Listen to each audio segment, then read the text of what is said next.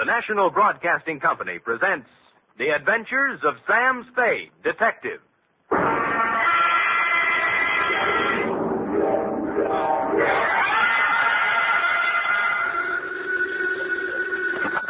Sam Spade Detective Agency? Me, sweetheart. Oh, Well, that's a warm reception if I ever heard one. I'm here at my post, Sam, ready to do my duty. All right, let's have it. Have what? What have I done? Well, Come on. Sam, who was that lady I seen you with? What lady? What lady? Sam, for your information, there was a 5-column picture on page 1 of the Chronicle showing you with your arms around... The redhead. Yes. Ah, It means nothing to me as a person, Sam, although I am a redhead myself. But I feel there are certain standards of publicity and agency of our stature. Angel, if you'd bothered to read the caption under the picture, you would have learned that my arms were around this other redhead to keep her from braining me with a paperweight she picked off Dundee's desk. Oh. Yes. So take my picture back out of the drawer, and while you're at it, grab the book and pencil, because I'll be right down with a somewhat lengthier explanation entitled The Sinister Siren Caper.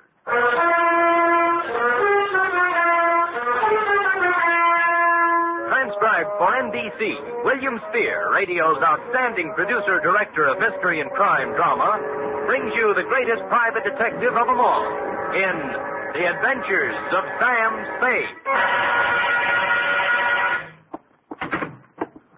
Oh, a red-headed woman made a fool out of me. Effie!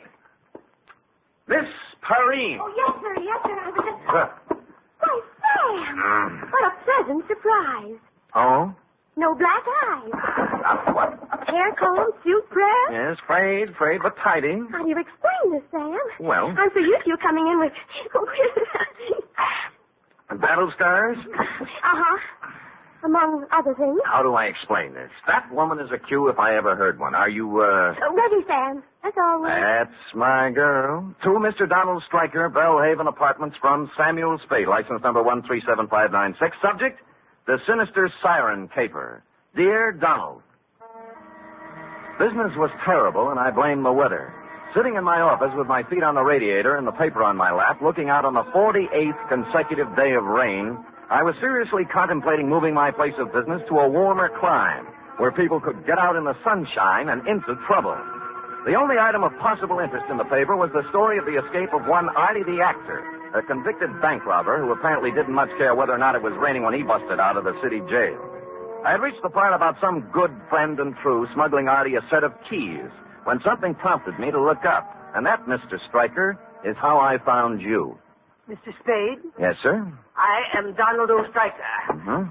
Stryker. The O stands for Ogleclaw, my mother's maiden name. Oh, well, that's nice. Sit down, Mr. Stryker. Thanks. Whew. Well, now what can I do for you? Mr. Spade, the Strykers, as you may or may not know, are an ancient and honorable family dating back to pre-Elizabeth England, with the possible exception of one southern number who is said to have once nodded by mistake to Jesse James. No Stryker has run afoul of the law. Well, good for you. One and all, we have kept our skirts clean, one and all. That is why I am utterly at a loss to explain the situation in which I find myself. And just what situation is that? A quasi-reliable source has informed me that I am a marked man. Quasi? Yes. Why don't you begin at the beginning, Mr. Stryker? The beginning, Mr. Spade, is only 2 minutes from the ending. Oh? Yes, it happened last night. I was sitting home with a book of Plato's dialogues when the bell rang most energetically. Mm-hmm. It proved to be a man named Strutt. George P. Strutt. S-T-R-U-T-T. 2 T's. A wild-haired, wild-eyed individual he was, Mr. Spade. Yes. Stryker, he says. Donald O. Stryker. Hmm? Well, I'd hardly nodded when he grabbed me by the necktie. Ha, he said, just like that. Ha, ha. Mr. Stryker, ha. I'm in time, then. You can still save yourself. And he shoved this at me. Oh, what's that?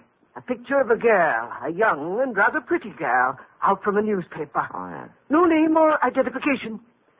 Beware this girl, Stryker, he said. Beware the siren song she sings. Stryker, he said, and he cinched up even harder on my necktie. Yes? Stryker, you are number 6. I am 5, and 4 are doomed before us. Beware, Stryker, beware this girl, this sinister red-haired harpy, this handmaiden of the Dark Angel. Well, that's quite a speech. A curtain speech, Mr. Spade. For with that, he let go my necktie and ran off down the hall. Somehow after that, Plato didn't seem quite the same. Yes, I see what you mean. Do you know this girl? Never saw her before in my life. Or Strutt either? No. Mr. Stryker, I don't want to talk myself out of a job, but you don't need a private detective. Now, this is probably some harmless chap who walked out of one of the local sanitariums and took the ringing doorbell. But that's just it. He isn't, Mr. Spade. Huh? I did some telephoning this morning. Yes? He has a quasi-successful cigar stand downtown and an apartment on Leavenworth Street. His name is right next to mine in the telephone book. I must get to the bottom of this, Mr. Spade. Here's $50. Well, Mr. Stryker... Are you completely skeptical? No, just quasi.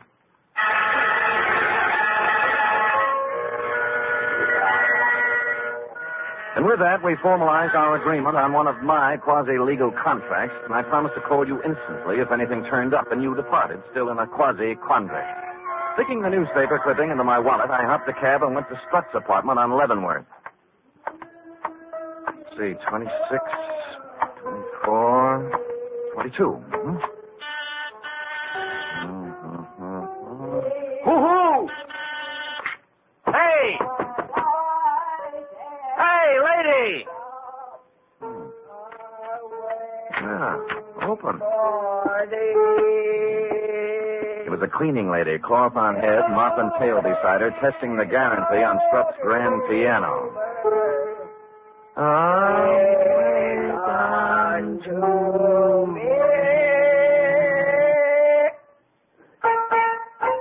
That knothead. Who?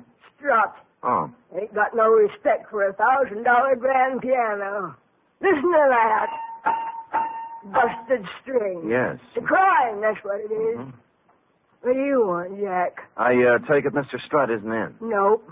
Who are you? Sam Spade, private detective. Detective? Yeah. Seems Strutt thinks someone is going to kill him. Oh, no. When did he dream that one up? You got me. You know him very well? I've come here twice a week for 15 years. Oh. You want to talk, Sam, you'll have to follow me around. Okay. Gotta get a wiggle on. Come on, now. I'll get a wiggle on. You think he was dreaming it up, huh? Now, let me tell you about George Strutt. Yes. Let me put that bucket down. Out, please. Oh, There. sorry. He is 68 years old, to my knowledge, and in them 68 years, one important thing has happened to him. He was born. Oh. George just reads too many cheap books, that's all. Well, no girlfriends? No. Well, now, wait a minute. Let me see. There was a woman about 8 years ago in the bird-watching club he belongs to, but that laid an egg. Bird watching. Any enemies? How could a man like George have enemies? Nobody notices him. He matches the rug. Now, look. He goes to lodge meeting twice a month, to church every Sunday. He doesn't smoke, drink, gamble, spit on the floor, or chase women. Got no other bad habits. No car, no house, no money, no prospects. Yeah. Look out, I gotta get into that closet. Oh, that's yeah. So why would anyone want to kill George Strutt? He's been dead on his feet for 20 years. Why, when I see George, I'll give him a piece of my... George! Oh. I turned in time to see him lean out stiffly, pause like a falling tree, and then topple to the floor. Followed closely by the cleaning lady, who must have agreed before she fainted that George didn't match the rug anymore. While this struck a false note in my mind, it explained the false note in the piano. The missing string was wound around his neck.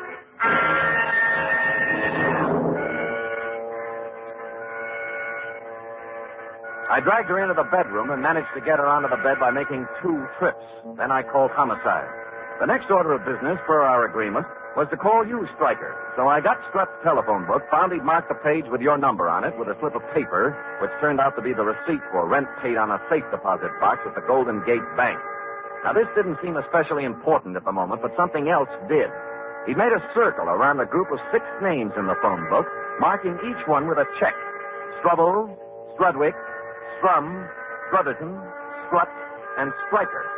I postpone calling you for the moment and dial the number just above Strut. Strutherton, RVJ, 156 Santa Ana Avenue, St. Francis Wood. Yes. Mr. Strutherton in, please. No. No, Mr. Strutherton isn't in. This is his wife. My name is Spade, Mrs. Strutherton. I'm a private detective. I don't want to alarm you, but... Alarm me? Do you happen to know if your husband has received any threats recently? Why, not that I know of. Any contact with a strange young woman about 30, red hair? Why are you asking me this? I'd rather not say until I know more about it. What about the girl? Yes. Yes, he did meet a girl like that. Oh, when? She came to the door one night about a week ago. Said her car was stalled down the street a ways. Harvey went out to help her. They were gone about a half hour, and then he came back. Well, did he tell you anything about it? No. Just that he'd gotten her started. Uh-huh. Was he a mechanic or... He was a lawyer. Was? Harvey's dead, Mr. Spade. His car crashed through a rail on the Skyline Boulevard night before last. Burned. I just been to San Mateo to identify the body.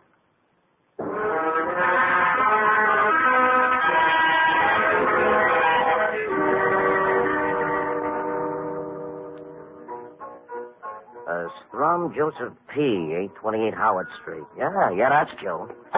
There's your bid. Thanks. You know Joe pretty well? I might not. Why? What do you mean you might not? This is 828 Howard Street, isn't it? The number's over the door. Don't you like me, bartender? What's eating you about, Joe Strum? Look, you see this? Private detectives left. Huh? Oh. Yeah. Poor but honest, barkeep. Trying hard to get a little cooperation. I thought you was a cop. What's with Joe? Well, I'll tell you. Mm-hmm.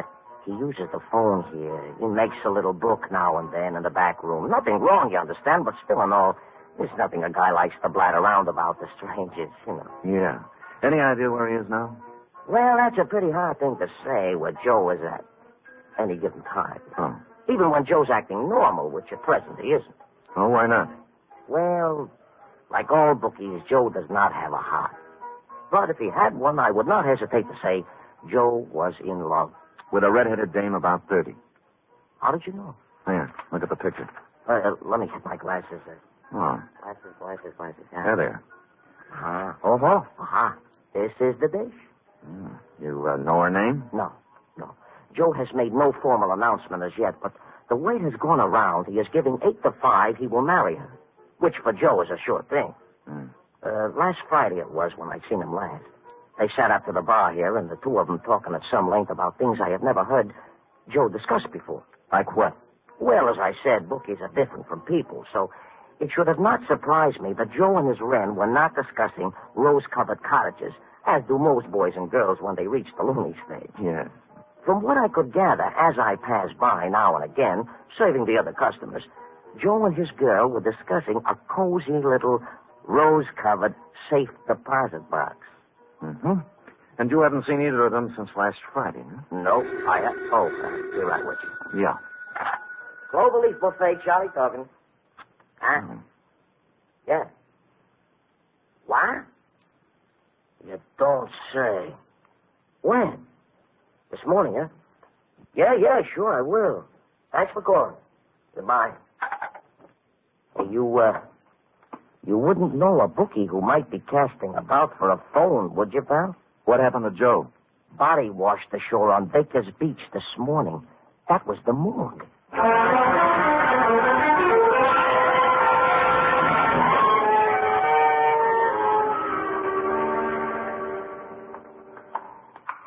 I know what you mean, Sam. Marks, abrasions, contusions, indications of foul play. That's right, Maxine. Did you see the police surgeon's report? Yeah. Shot of dope and shoved into the briny. Person or persons unknown. Well, pretty hard to do by yourself, huh, Sam? Yeah. Oh, you wish to look on Joe Strum, I take it. Yeah. This it? Yeah, let's see. Yeah. Oh, no. This is the wrong one. This is Strudwick. Wait a minute. Strudwick. Anthony P. Are you know him, Sam? Yeah. 28 Genoa Place, Bayview 72118. Nice-looking boy, they said. Friend of yours, huh? No. Huh? Well, then how did you... Brand new league I'm in, Maxie. We call the shots ahead of time. Now, what about Strudwick? Old artist. Lived on Telegraph Hill. Got drunk 3 nights ago. Walked out his studio window on the 4th floor. All alone at the time. Well, if anyone offers you odds on that, grab it. See you later, Maxie. Yeah, but ain't you going to look on Joe Strum? No. Well, it's up to you, Sam. So long, Strudwick.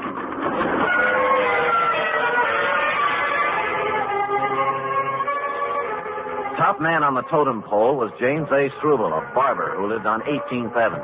I called, no one answered. So I made what by now had become the obvious deduction. I went to headquarters and checked the homicide reports, likewise the accident files and the traffic details. Surprise! No James A. Struble. So I switched abruptly from the S's to the D's and called on dear, patient, understanding Lieutenant Dundee. Who's going off half-cocked? You! If you weren't such an idiot, you'd see what I'm talking about. Oh, listen, Sam, I'm no green pea. I've been kicking around homicide for 30 years. Long enough to know you gotta have a motive to build up a case. Yes. How can you stand there and tell me a red-headed dame opens a phone book, draws a ring around 6 names, and then runs out quick and knocks them off? I didn't say that. Ah? Then why do you want me to put out a general pickup on James A. Struble? Because if he isn't dead right now, he will be. Oh, the dame? Dundee, no dame could strangle a 6-foot man like Strut with a piano wire. She's working with someone. Sam, I love you, believe me, but try to see my side, will you?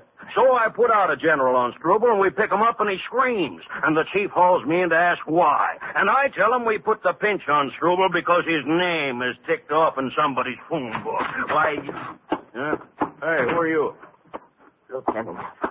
I want to see the lieutenant. Hey, is he drunk? Well, ask him. Oh, yeah. What's your name? Struble. James A. Struble. I want to report a murder. Or who? Me.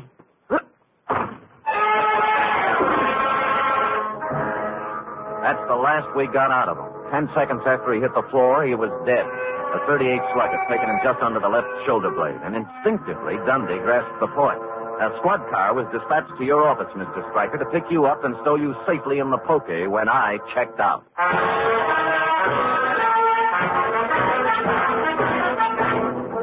You are listening to the weekly adventure of radio's most famous detective, Sam Spade.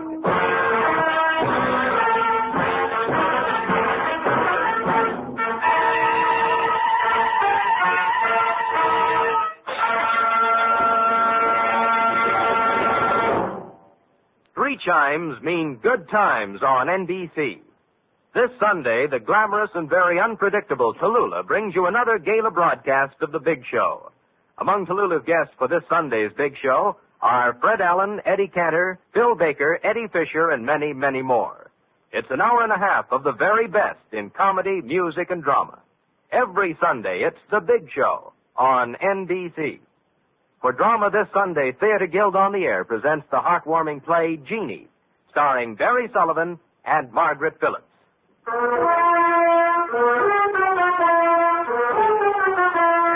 now back to the sinister Siren Caper, tonight's adventure with Sam Spade.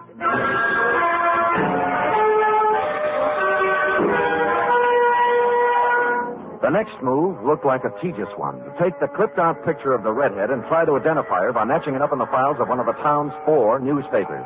I'd gone a half a block when someone saved me the trouble. It was the bartender. Sam, I got news for you. Where can we talk? How about the Blue Fox? Okay, I'll meet you there in 5 minutes. Wait a minute. Why can't we talk here?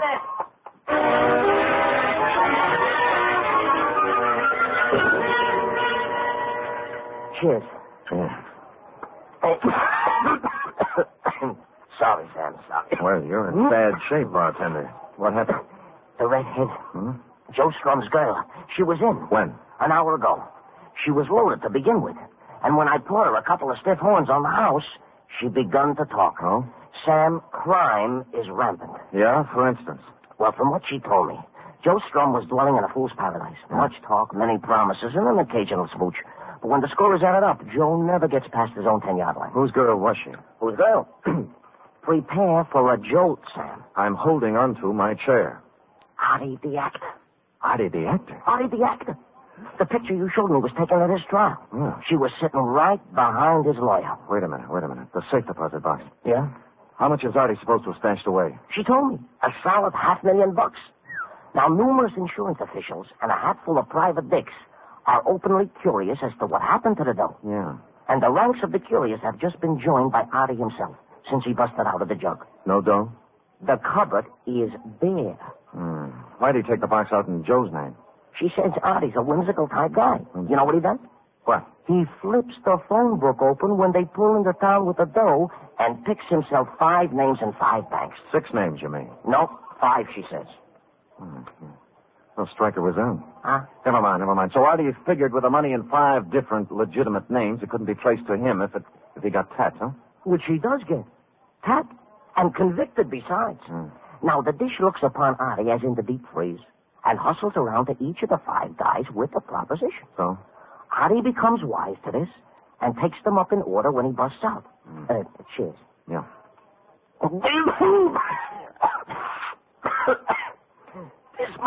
This much I learned before she staggered out of my joint. The rest I must leave for you to figure. You can't drink, bartender. Occasional. Sam, if there is any other reward, though, floating around when the smoke settles, I will be at the Cloverleaf. Sir, only beer, you know. And if you run across an honest, hard-working book who needs a phone... Yeah, thanks a lot, Charlie. All right,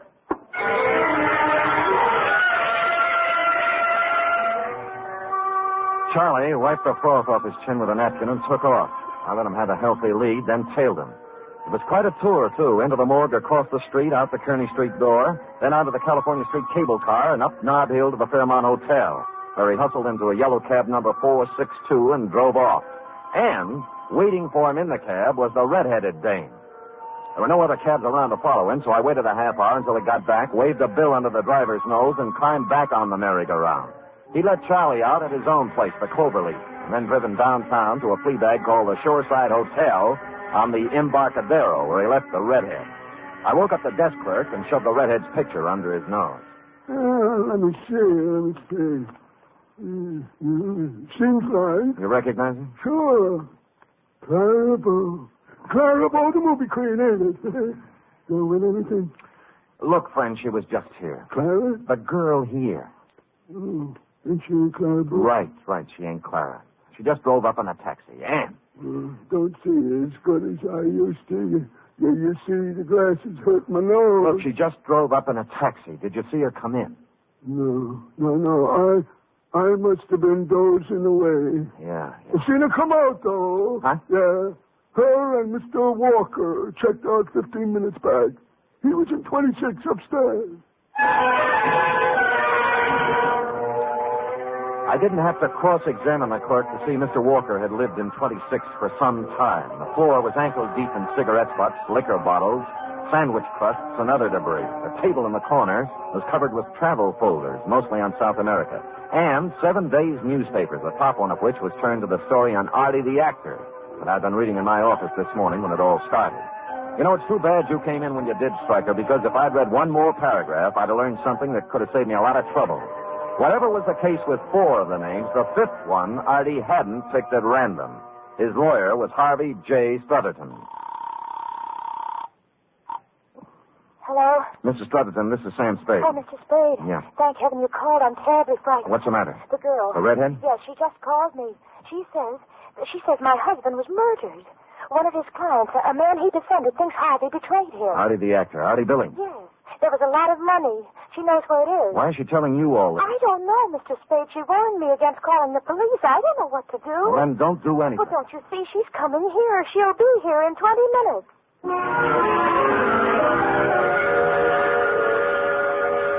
I made it in 15th, left the cab a block away, and walked down Santa Ana Avenue to number 156. The night fog had moved in, making it tough to follow the path through the high shrubbery to the door of the house. Mrs. Strutherton hadn't helped matters any by turning out every light in the joint.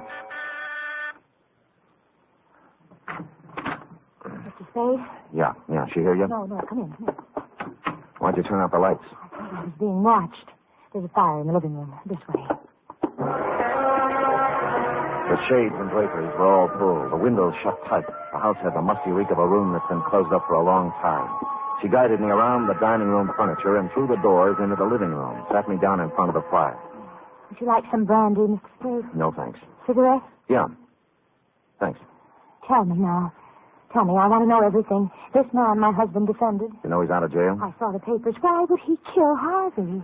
After my husband did everything in his power to get him acquitted. Money. A lot of money. How much? $500,000. How about a match? Oh, yes, of course. I held back, and without thinking, she leaned over into the firelight. I saw Mrs. Stevenson then for the first time. It was the redhead. All right, hold it. Now, don't move. This was a 38, baby, at the back of your neck. Now, don't move. All right, where is he? I don't know what you mean. You heard what I said. Where's your husband? He's dead. He's The dead. body you identified in San Mateo is Artie the actor. You and Harvey engineered the escape so you'd have a fall guy for 5 murders and $500,000. Now, for the last time, where is he? Harvey? All right. Harvey? You'll kill me. Don't do it. Don't do it.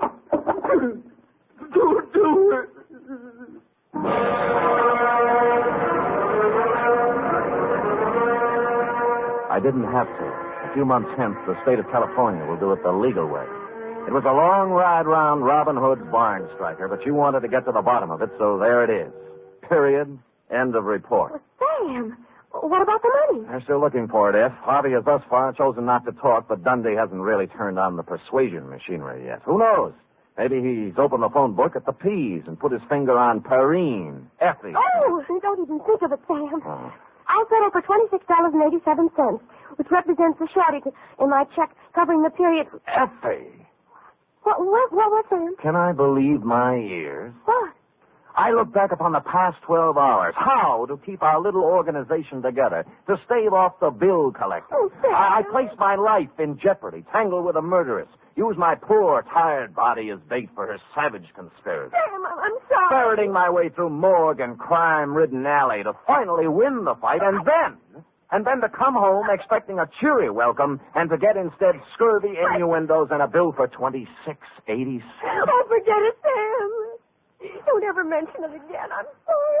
Well, that's my girl. Here, 10, 20, 5, 6, 7. $27. Now, we're all square. Thanks, Sam. Now, come here.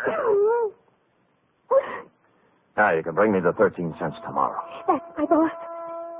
Good night, Sam. Good night, sweetheart.